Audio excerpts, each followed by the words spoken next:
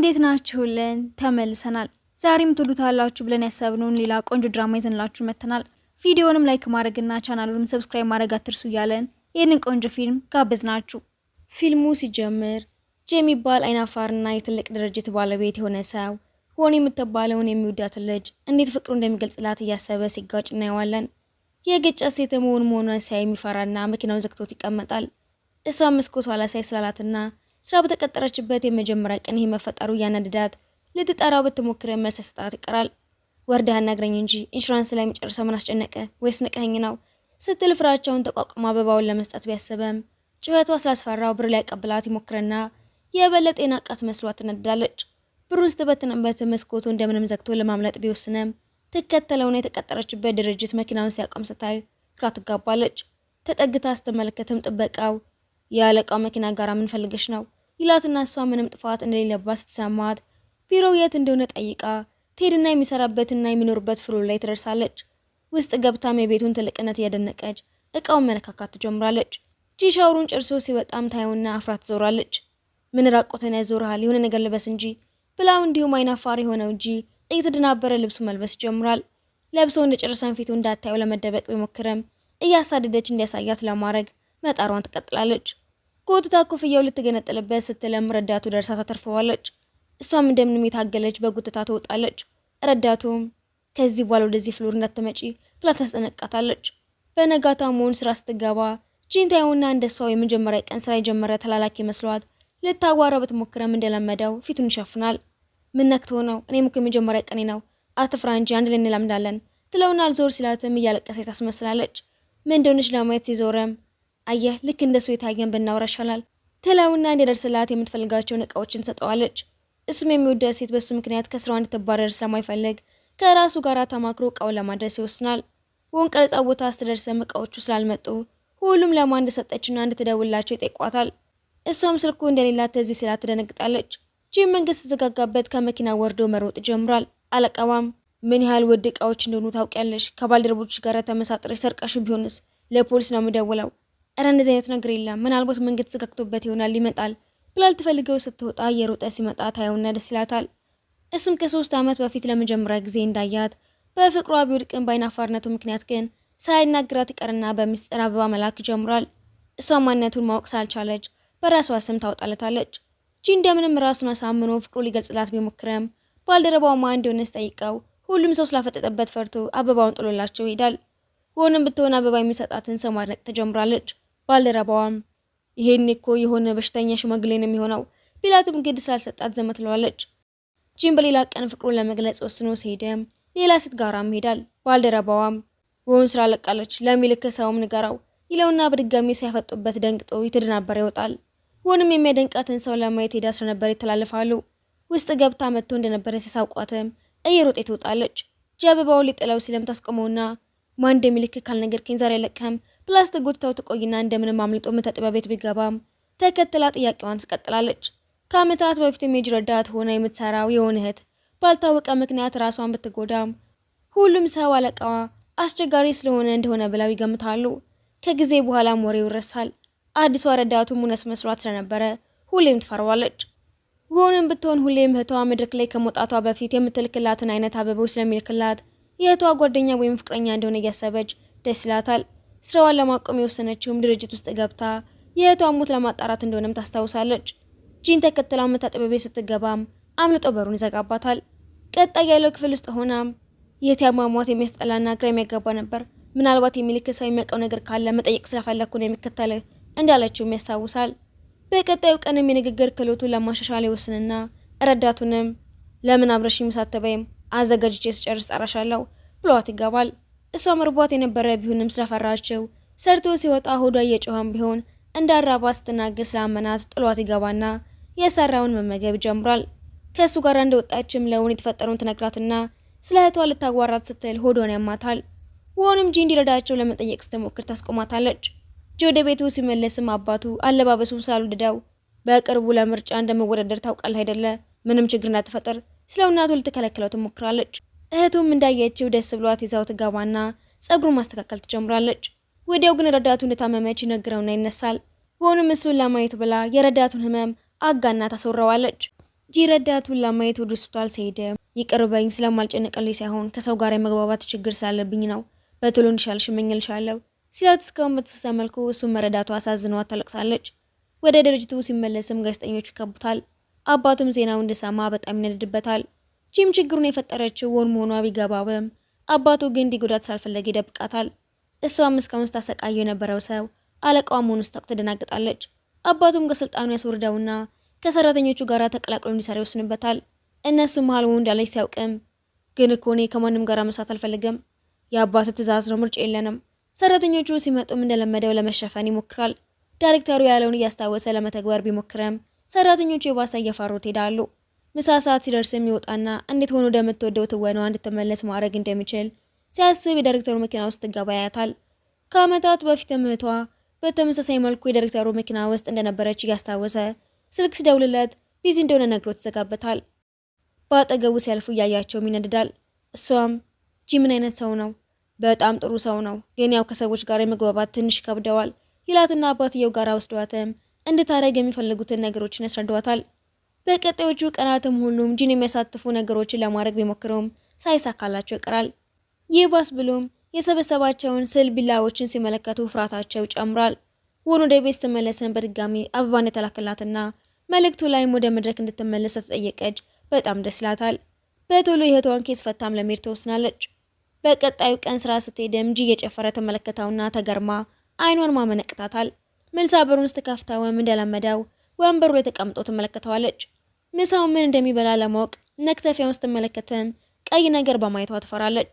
ጂም ዳይሬክተሩን ጠርቶትም ከውን ጋር ብዙ ባትቀራረቡ ደስ ይለኛል ብሎም ጥያቄውን ችላ ብሎት የበለጠ ይቀርባታል። እሷም መቶኔ ጎበዝና ታታሪ እህቷን ሞት ምን እንደፈጠረው ማወቅ ስለፈለገች ከሱ ጋራም ሆኗን ትቀጥላለች። ጂም ከሌላ ወንድ ስልክ ሲደወልላት ይመለከትና ለመስማት ሲጠጋ ሆን ታየውና ትደናግጣለች። ስለቀናም በስራ ሰዓት የስልክ ባታወሪ ደስ ይለኛል። እሺ አላወራም፣ ግን ነገ ትልቅ ደንበኛ ልናገኝ እንሄዳለን፣ አብረን አትመጣም ስትለው ተስማምቶ በሄደም ሰውየው ሆንን የቀረበበት መንገድ ደስ ስላላለው በኳሱ አይኑን ጠብሶለት ይወጣና በድጋሚ ችግር ይፈጠራል። ለዳይሬክተሩም ከእሱ ጋር መስራት አልፈልግም፣ ያው ማድረግ አንችልም፣ ሌሎችንም ደንበኞቻችንን ያሳጣናል ይለውና በጋዜጠኞች ፊት ሰውየውን ይቅርታ አስጠይቅ ወን ምክንያታዊ ሰው መሆኑን እያደነቀች ወደ እሱ ትሳባለች።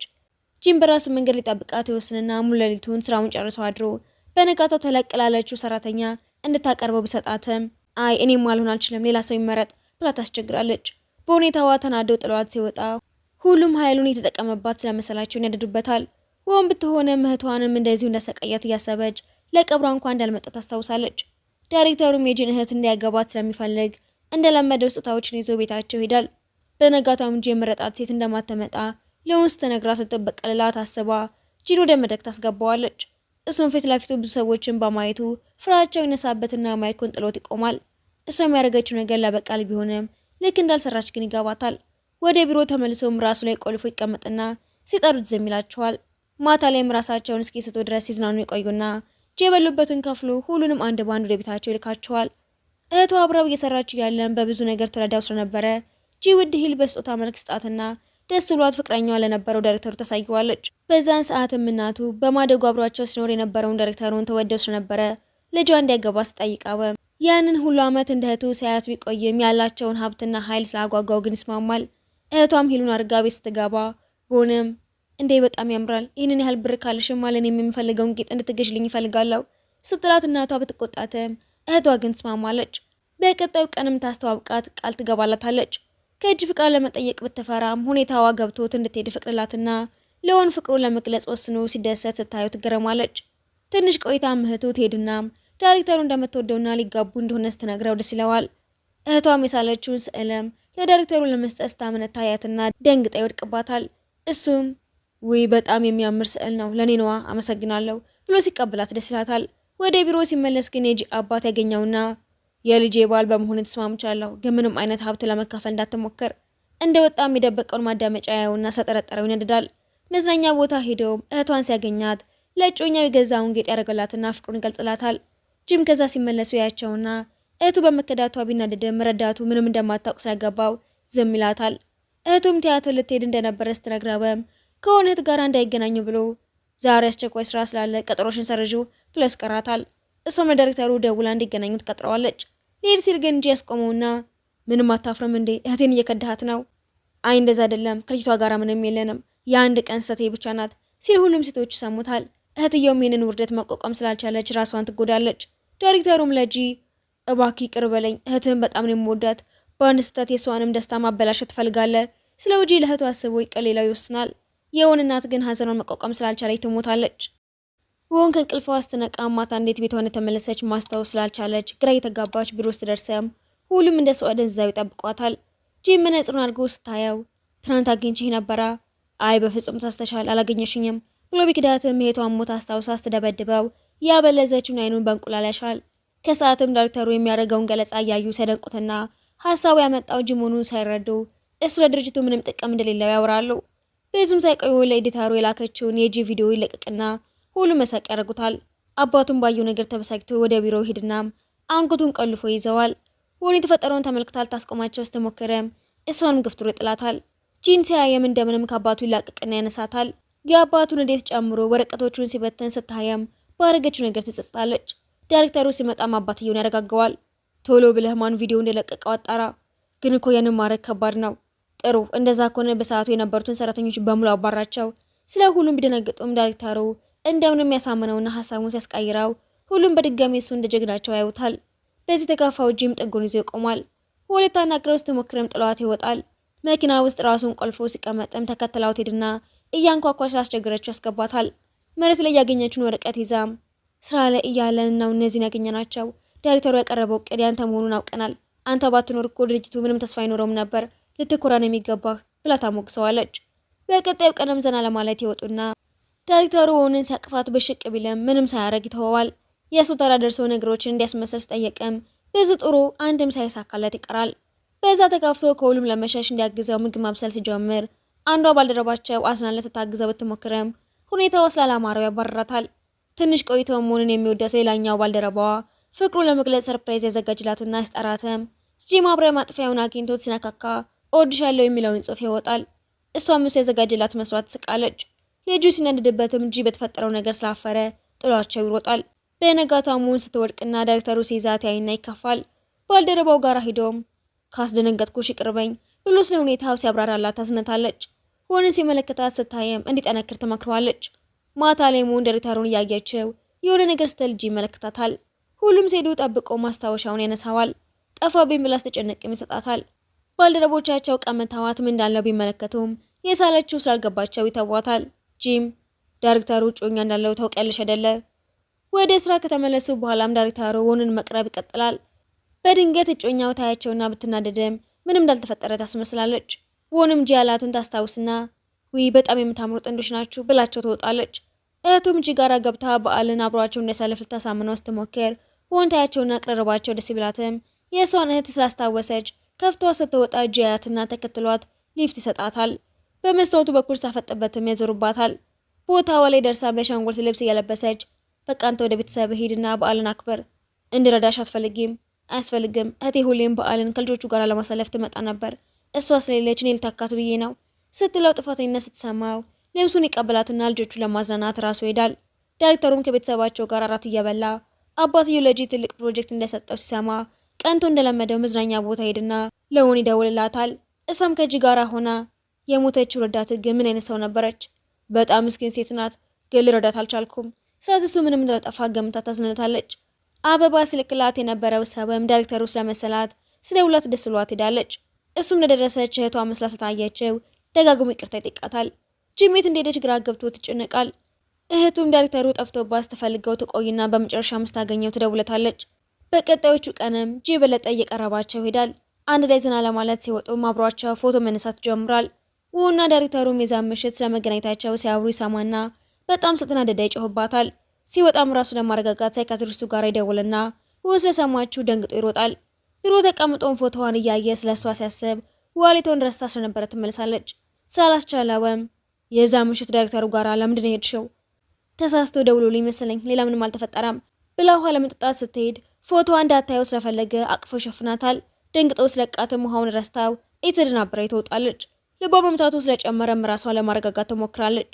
በቀጣዩ ቀንም አባትየው ለጂ አዲስ ፕሮጀክት ሰጣውና ዳይሬክተሩ እንደለመደው ደንበኞቹን ለማናገር ሲሞክር እናትየው እየደወለች ስላስቸገረችው ጂም በቃ አንተ ሄድን ያናግራቸዋለሁ ይለውና አስደርስ ግን ሴትዮዋ የጠራቸው አዲስ የገዛችውን ቀሚስ ልታሳየው ስለነበረ ይነድዳል።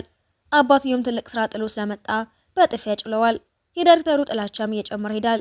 ጂም ከኤርፖርቱ ጋር ተባብሮ ማሳደግ ያሉትን ልጆችን ለማዝናናት ወደ ውጭ ወስዳቸዋል። እዛም ዳይሬክተሩ ከውን ጋር ለመቀራረብ ሲል መምጣቱን ያይና ቢበሽቀም እሷ ግን ጂም ምንድን ነው የሚያስደስተው እያለች ዳይሬክተሩን ተደርቀዋለች። ጂን ከርቀት አይታው ሰላም ስትለው ስትናደደም ዝም ብሏት ሄዳል። ልትከተለው ስትልም ዳይሬክተሩ ያስቆማትና ታዩ ሂድ፣ ሁሌም እንደዚሁ ነበር። ልታውቂ በሞከርሽ ቁጥር ይርቅሻል፣ በራሱ ጊዜ ደግሞ ይቀርብሻል ስላት በደንብ የተረዳችው መስሎ ይሰማታል። ሁሉም ለዋና ሲወጡም እሱንም እንዲጋብዙት ይመኛል። አንዱ ባልደረባው በግድ ሊያስገባው ሲሞክር ደስ ቢለውም ወንግ እንደተረዳችው አስባ ልጁን ትከፈትረውና የባሰ ተናዶ ሄዳል። ትንሽ ቆይቶ እህቱ ደውላ ዳይሬክተሩ ስልክ እንደማይነሳላት ስትነግረው የዛ ምሽት ከውን ጋር የተፈጠረ ነገር እንዳለ ይጋምትና እንዳገኛትም በድጋሚ ይጠይቃታል። እሷን በጣም ተናዳ ስንቴ ነው ስለዚህ ጉዳይ የምናወራው? ምንም የለንም አልኩ አይደለም እንዴ ብላል ዳይሬክተሩ ትደውልና ነገሩን ግልጽ ለማድረግ ትሞክራለች። ጅግም ማስታወሻው ላይ የሳለችውን ስዕል የዳይሬክተሩ ኬስ ውስጥ ስላየውና ጥላው እንዳነሳው ስለማያውቅ ሳያምናት ይቀራል። ዳይሬክተሩንም ብቻውን ይጠራውናም ተጨቃጭቀው መጣላት እንደጀመሩ የሆነ ድምጽ ሲሰሙ ሁለቱም ይሮጣሉ። የተለያየ መንገድ ስለነበረም ሁለቱም ተከፋፍለው ሲፈልጓት ጂጦጣው ዛፍ ላይ የሰቀለባትን ቦርሳ ለማውረድ ስትሞክር ያገኛትና ሌላ ነገር ስላልሆነች ይረጋጋል። እሷም ልብሱን ስታይ ውይ ለኔ ብለህ እንደዚህ እስክትሆን መሮጥ አልነበረብህም፣ በቃ እኔ ላይ ውጣና ቦርሳውን አውርዳው። አይ አንቺ እኔ ላይ ብትወጪ ይሻላል ብሎት ቢሞክሩም ሳይደርሱ ይቀራሉ። ከብዙ ሙከራ በኋላም ትከሻው ላይ ያረጋትና ሊነካት ስለፈራ በድጋሚ ቢቸገሩም እንደምንም ይዟት የወርዱና ተያይዘው ይወድቃሉ። የልብ ምቱን ሰምታ ግራ ስትጋባም ዳይሬክተሩ ደርሶ ይለያያቸዋል። ማታ ላይ ዘና ለማለት ሲወጡም ጂ ቦርሳውን ይመልስላታል። ዳይሬክተሩም ለምን ተጣሉ ስለገባው ፈገግ ይላል። ምሽቱ ሙሉ ሲፈካከሩ ስለነበረም ጦሳቸው ለወን ይተርፋታል። ጂም ወን ረዳት የት መሆኗን አታውቅም አይደለ? ስለሷ ሞት ልታጣራ ነው የመጣችው። ምን ማለት ነው? እና ለምን እንድትቆይ ፈቀድክላት? እና አባራት እንጂ በትቆይም ችግር የለው አይመስለኝም፣ በቀላል አሰበችም ይለውና ወንድ ነቃችም የሚወዳት ባልደረባዋ ያያትና ልቡ ይሰበራል። ወደ ውሃው ሲሄድም ረዳቷ ራሱን ሊጎዳ መስሏት ልታድነው ብትሞክረም ጫማውን ሊያወጣ መሆኑን ስታውቅ ግን ተረጋጋለች። በዛው ቀንም ወደ ሀገራቸው ይመለሱና ጂድሮ የወዳት የነበረችን ሴት ስም ሲያይ ይደነግጣል። ልጅቷም ከኋላ ብትጣራውም ኩፍያውን አድርጎ እንዳልሰማት ይሆናል። ዳይሬክተሩ ወደ ልጅቱ ሲመለስም ሁሉም ሰው ስለ ጋብቻው እንደሰማ ይደርስበታል። አባትየው እሱን ለመቆጣጠር እንዲያመቸው እንዳደረገው ቢገባውም ወንን ለማባረር ይወስናል። ጂ ግን ለበቀል እንዳልመጣች ነግሬሃለሁ እኮ መባረር የለባትም። ለምን? በኋላ እኔን ለማስፈራራት ተጠቀምባት ነው ይለውና ይጣላሉ። በቀጣዩ ቀንም ጂና ወን ሲኒማ ቤት ለሄዱ ይቀጣጠሩና ጂ ቡና ገዝቶ ሲመለስ ድሮ የሚወዳትን ልጅ ያገኛታል። ለምንድነው ግን የዛኔ ቀጥረኸኝ የጠፋኸው ስትለው መልስ ስጣት ይቆይና በድንገት መኪና ሲመጣባቸው እንደ ገጨት ብሎ ያቅፋታል። እሷም ደስ ብሏት ቡናውን ተቀብላው ትጠጣና በአሁኑ አታመልጠኝም፣ ግን ቡናው ሌላ ሰው ነበረ። አሁን የጠጣሁታ ምን ልታረግ ነው? በቅርቡ ደግሞ ቢሮ መጥቼ ያገኘሃለሁ ትለውና ወደ ሲኒማው ሲገባም በድጋሚ ስለፈራ ከውን ኋላ ይቀመጣል። ስታንቀለፋ እያያትም ሲስቅ ይቆይና ትከሻው እንድትደገፍ ያደርጋል። ፊልሙ ሲያልቅም ሳታየው ተደብቆ ይወጣል። በቀጣዩ ቀንም ዳይሬክተሩና ጮኛውን ታገኛቸውና ሀብሏ ከሷ ጋር ተመሳሳይ መሆኑን አስተውላም እኔ ጋራም እንደዚህ አይነት ሀብል አለ ስትላቸው ልጅቷ ነገሩ ቢገባትም ምንም እንዳላውቀች ትሆናለች። ዳይሬክተሩ ግን የሚጋለጥ ስለመሰለው እየጎተተ ይወስዳታል። አባትየው የሚሰጠው መግለጫ ላይም ስለ ዳይሬክተሩ ሲጠየቅም በማደጎን ያሳደግኩት ለድርጅቱ ትልቅ ጥቅም አለው፣ ያ ማለት ግን ውርሱን ያገኘዋል ማለት አይደለም። ስለ ዳይሬክተሩ በጣም ይነድዳል። እንደወጣም ለጮኛው ነገውኑ ቀይን ይዤ እወጣለሁ ብሏት ሲወጣ ትከተለውና መኪና ስር ትጋባለች። ጂም ከውን ጋራ የአንዷ የባልደረባቸው ቤት ሄድና እራታቸውን በልተው ሲወጡ ወን ጥርስ ላይ ሰላጣ አይቶ እንዴት እንደሚነግራት ሲያስብ ነገሩን በሌላ መልኩ ትረዳውና አይኗን ትጨፍናለች። እሱም አይ እንደሱ ማለት እኮ አይደለም፣ ጥርስሽ ላይ የሆነ ነገር አለ ስላት ባሰበችው ነገር ሳፈረች ከመኪናው ትወርዳለች። ጂ እህቱን ለማየት ሲሄድም ጉዳቷ ቀላል ቢሆንም የዳይሬክተሩ ጉዳይ እንዳሳሰባት ይመለከትና እባክህ እህቴን አትተዋት፣ ምን ያህል እንደምትወድ ታውቅ የለ። እሺ አልተዋትም፣ ግን መጀመሪያ አንተም እንድታባራ ትፈልጋለሁ። በንጋታም ጂ ወደ ሌላ ዲፓርትመንት ያዘዋውራታል። እሷም ስለ ጉዳዩ ልታዋራው ብትፈልግም ትተዋት ይሄዳል። ምሳ ሰዓት ላይም ከባልደረቦቿ ጋር ልትበላ ስትሄድም ጂ ወዳት የነበረችው ልጅ ታገኛትና የሱም ቢሮ ውስጥ ጠይቃትም ትወስዳታለች። ጂም ወን ባለማየቱ ተደብሮ ሲተክዝ ይቆይና በበሩ በኩል ሲመለከታት እያለመ ቢመስለውም ልጅቷን ሳይግነት መሆኑን ይረዳል። ወንም ከልጅቷ ጋር ያላቸውን ቅርበት ተመልክታ ፍቅረኛ እንደሆነ ትገምትና ጥላቸው ስትወጣ ሁኔታዋ ስለገባው እያዘነ ከሀሳብ አልጠፋ ትለዋለች። ከስራ እንደወጣች የሚድሮ ባልደረባዋን ታገኘውና ወደ ቲያትሩ እንድትመለስ ሀሳብ ያቀርብላታል። በጠዋትም የመልቀቂያ ወረቀቷን ይዛ ትሄድና ጂ እሷን ወደ ራሱ ዲፓርትመንት ለመመለስ ብሎ ብዙ ሰዎች በተሰበሰቡበት ፕሬዘንቴሽን ለማድረግ እንድትስማማ ትሰማና ትተወዋለች። ማታ ላይም ብቻቸውን የተገናኙ ድፍረት እንዲኖረው ማለማመድ ትጀምራለች። ከብዙ ድካም በኋላም ሌሎቹን ባልደረቦችን እያየ ማውራት ባለመቻሉ ተናዶ ራሱ ላይ በር ዘግቶ ሲቀመጥ ወንቴድናም ባይሳካልህም ችግር የለውም አቅርበህ እንደጨረስክ መልቀቂያ ላስገባ ወስኛለሁ። በጣም ከፈራህ ደግሞ እኔን ማየት ትችላለህ ትለውና ሲደናበር ሻወሩን ይከፍተዋል። በዛው ሰዓትም ፍቅራቸውን ይገላለጻሉ። መድረክ ላይ ወጥቶ መርበትበት ሲጀምር የስልኳን ላይ ታብራለትና እንዲረጋጋ ታደርገዋለች። እንደ ጨረሰም ስትወጣ ይከተላትና ይቅፋታል። እሷም ጥፋተኝነት ተሰምተዋት ስለ እህቷ ለማጣራት እንደመጣች ተነግረው ብትወስንም ራሱን ውስጥ ይወድቃል። ቤት ተወስዶ እንደነቃም ከመጀመሪያውም ስለ እህትሽ ለማጣራት እንደመጣሽ አውቄው ነበር ይላትና የሞቷን ምክንያት ለእህቱ ብሎ እንደሚደብቃት ቢያስብም እሷም ብትሆን የተፈጠረው ነገር ላይ የእሱ ጥፋት እንደሌለበት ስለገባት በሙሉ ልቧ ትቀበለዋለች። በቀጣዩ ቀንም አባቷ ጂ ልጁንና ሚስቱ እንዳሳጣው ያስብ ስለነበረ ሊበቀለው ወስኖ ሊያቃጥለው ጋዝ ገዝቶ ይሄዳል። ይሁንን እዛ በማየቱ በድንጋጤ ደርቆ ይቀራል። ጂ በተፈጠረው ነገር በሙሉ ይቅርታ ይጠይቀዋል። ከልጁ ጋር ወደ ቤት ተመልሰውም እንዴት ቤተሰባችንን ካፈረሰ ሰው ጋር ትሆኛለሽ? ምክንያቱም እሱን አምነዋለሁ። እናቴም አንተን ማመን ብትችል ኖሮ ይሄ ሁሉ ባልተፈጠረ ነበር ብለው ስትሄድ በጣም ይሰማዋል። ሆንም በደስታ እየዘለለ እጅ ጋራ ትመለሳለች። እሱም አባትሽ ልታስከፊው አይገባም፣ ለምን አትመለሽም? ምንም አይሆንም፣ ቤተሰቡን መንከባከብ ያልቻለው እሱ ነው ትለውና ያለአባቷ ስላዘነለት ምግቧን በልታ እንድትወጣ ለማድረግ ቢሞክርም ሳይሳካለት ይቀራል። አልጋውን ለቆላትም ለዛሬ ብቻ እንድታሪ ፈቅጄልሻለሁ፣ ግን ደግሞ ወደ እኔ መጠጋትም ሆነ ማንኮራፋት አትችይም ብሎ አስጠንቅቋት ቢተኛም ትንሽ ቆይታ ስትገላበጥ አያትና በሁኔታዋ እያሳቀ ሊያስተካክላት ሲሞክር ትነቃለች። ደንግጦ ድንኳን ውስጥ ሲገባ ምትከተለውና ግንባሩን ስማወም እንደማልተወቅሺ ብላ ወደ አልጋዋ ትመልሳለች። ጠዋት ላይም ከእንቅልፋቸው ሳይነቁ አንዱ ባልደረባቸው ለስራ ይገባና ያስደነግጣቸዋል። ትንሽ ቆይቶም ልብስ ሊገዛላት ይዘዋት ይወጣና እህቱን ሲያገኟት እንድትመርጥለት ይጠይቃታል። እሷም እያሸፈች ማናት ባኪ ወደድካት ሴት ብትሎም መልስ ሰጣት ይቀራል። ስራ ከገቡ በኋላ ግን እህቱ የመረጣቸውን ልብስ ወን ለብሳው ስላየች ማንነቷን ትደርስበታለች። ሁሉ ወደ ቤት ስትመለስም አባቷ የእናቷንና የእህቷን ፎቶ በሙሉ እንደሰበሰበ ቦታይና በድጋሚ ተጣልተው ስትሞጣሞጥ በጥፊ ያጭሏታል። በዛ ተበሳጭታም በድጋሚ እቃዋን ሰብስባ ወደ ጂ ቤት ትሄዳለች። እሱም እንዳያት ያቅፋትና ካረጋጋት በኋላም ቡና አፍልቶ ወደ ቤት እንድትመለስ መምከር ከመጀመሩ ድሮ ወዳት የነበረችው ልጅ በሩን ከፍታ ትገባና እንግዳ ያለህ ነው እንዴ እንደመጣ የጠራኸኝ ስትልውን ትናደድበታለች። ሁኔታውን ማስረዳት ስላልቻለም ሁለቱም ሴቶች እርስ በርስ መጣላት ጀምራሉ። ልጅቷም ታውቂያለሽ አይደል ጂ ጥቁር ሁዲ የሚለብሰው በእኔ ምክንያት እንደሆነ፣ በዛ ላይ አንተ ምርጫ ተብላሽቷል፣ ከመቼ ወዲህ ነው ቆይ አጭር ሴቶች የሚመቹ ብላውንን ታበሽቃታለች። ልጅቷ ወዳዘጋጀችው ኤግዚቢሽን ሲሄዱም ዳይሬክተሩን ያገኘውና ለምን ለውን ስለ እህቷ ነግረን አንገላገልም? አብደሃል እንዴ? እኔ እኮ ነኝ ችግር ውስጥ የምገባው ብሎት ሲጣሉ እህቱ ትሰማና ጂ ላይ ትጮህበታለች። ከአመታት በፊትም ረዳቱ ራሷን ለመጉዳት የበቃችው በንግግሯና በድርጊቷ የጥፋተኝነት ስሜት እንዲሰማ ስላደረገቻት እንደሆነም ታስታውሳለች። ከኤግዚቢሽኑ ሲወጡም ዳይሬክተሩ የሰጣትን አይነት ጌጥ የሆነ አንገት ላይ ታይና ፈዛ ትቀራለች። የረዳቷ እህት እንደሆነች ሲገባትም እጮኛ የእውነቱ እንዲናገር የፈለግከው ለሷ ብለህ ነዋ፣ እባክህ ልለምንህ፣ ያለሱ መኖር አልችልም፣ ልጅቷን ተዋት ስትለው ምን መምረጥ እንዳለበት ግራ ይገባዋል። ቤት ሲመለስም እሱን በመጠበቅ ተዳክማ የተኛችውን ውንን እያየ ሊርቃት ይወስንና በቀጣዮቹ ቀናት ሆን ብሎ ድሮ ከሚወዳት ልጅ ጋር ይቀራረባል። ውንም በሁኔታ ውስጥ ተከፋች ብቻዋን መስፈን ትጀምራለች። ጂ ሲያያትም የሚያደርገውን ነገር በሙሉ ችላ ማለፏ ያሳዝነውና አጠገቧ ተቀምጠው ጊታሩ ለመምታት እየሞከረ ሲሳሳቁ ዳይሬክተሩ ያቸዋል። እሷም ለአንተና ለጮኛ ሰርግ ያዘጋጀሁት ዘፈን ነው ወደድከው ስትለው ጥፋተኝነት ስትሰማው ጥሏቸው ይወጣል። ጂ ተከትሎትም አውቃለሁ እውነቱን መናገር ከባድ እንደሚሆንብህ፣ ግን ለአንተም ሁሌም ስለሱ እያሰብ ከመሳቀቅ ይሻልሃል። ምንም ቢሆን እንደ ወንድሜ ነህ፣ ካጠገብ ሆናለሁ።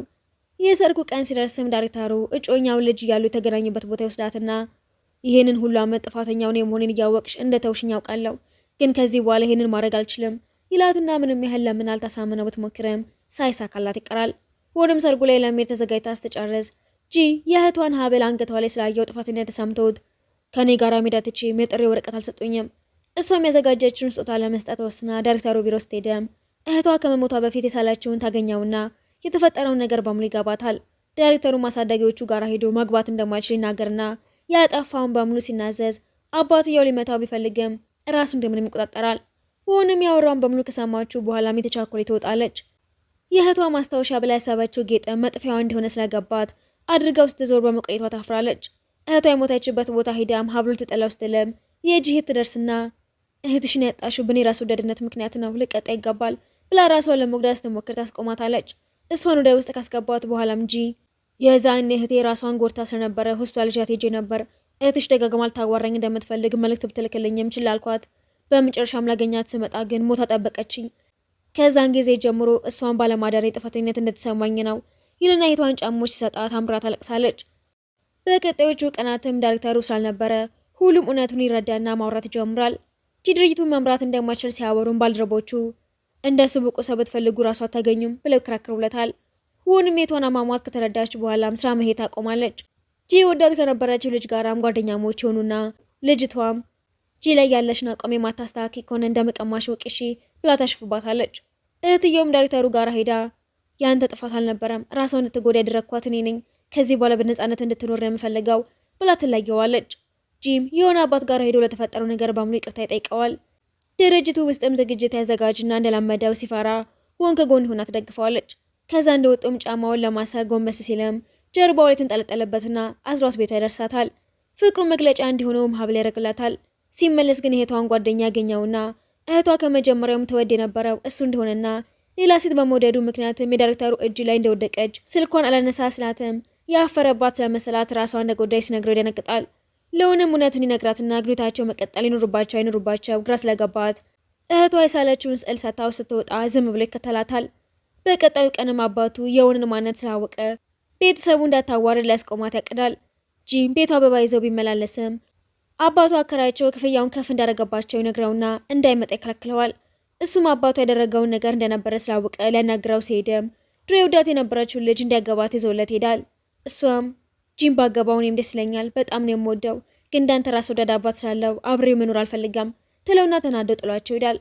ከቀናት በኋላ ሞን የድሮ ፍቅረኛዋ እየተከተለ ስላስቸገራት ጂ እንዲረዳ ተጠይቀውና ጥሩ ፍቅረኛሞች እንደሆኑ ያስመስላሉ። የአባቷ ጸጉር ቤትም ታዋቂ ሰዎች የተጠቀሙበት ስለነበረ ደንበኞቻቸው እየጨመሩ ሄዳሉ።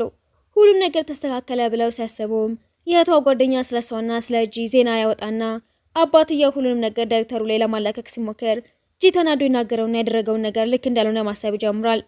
ሆኖም እውነቱን በሙሉ ለአባቷ ትነግረውና በጣም ያሳዝናል፣ ግን አንቺም ቢሆን ደስታሽ እንድታስተካክል ይፈልጋለሁ ስላት ጂ ጋራ ትሄድና አንድ ላይ ለመሆን ሲወስኑ ፊልሙ ይጠናቀቃል።